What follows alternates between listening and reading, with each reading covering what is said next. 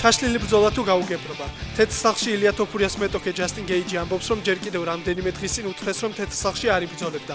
რამდენიმე დღეში კი გამოცხადდა, რომ თეთრი სახლის მთავარი ბრძოლა სწორედ გეიჯისა და თოფურიას დაპირისპირება იქნებოდა. მანამდე დანა ვაიტმა პირდაპირ ეთერის დროს განაცხადა, რომ ღონისძიების ერთი ბრძოლა ჩაიშალა, თუმცა არ დააკონკრეტა რომელი. UFC-მ თეთრი სახლის ქარდი გასულ კვირას ოფიციალურად გამოაცხადა. ღონისძიებაზე ორი სატიტულო ბრძოლაა. მთავარ ბრძოლაში ქვესაშუალო წონის ქამრისთვის ილია თოფურია და ჯასტინ გეიჯი იბრძოლებენ. ალექს პერეირა და სირილ განი კი მძიმე წონის დროებითი ქამრისთვის დაუპირისპირდებიან ერთმანეთს. ჩხუბი მოედანზე და 23 წითელი ბარათი. ბრაზილიაში ერთ-ერთი შტატის ჩემპიონატის ფინალში ერთმანეთს კრუზეიროსა და ატლეტიკო მინეიროს ფეხბურთელები დაუპირისპირდნენ. ჩხუბი თავდაპირველად კრუზეიროს ჩემპიონსა და ატლეტიკო მინეიროს მეკარეს შორის დაიწყო. მასში კი მოგვიანებით მწვრთნელები და მთელი კლუბი ჩაერთო. ქართული ფინალი ავსტრალიის გრან-პრიზე.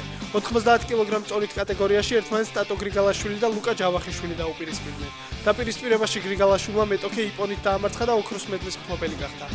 სანდრო მამუკელაშვილის ტორონტო რეპტორსმა დალას მავერიქსი 122-96 დაამარცხა. მამუკელაშვილმა 18 წუთში 13 ქულა, 7 მოხსნა, 3 პასი, 1 დაფარება და 1 ჩაჭრა მოაგროვა.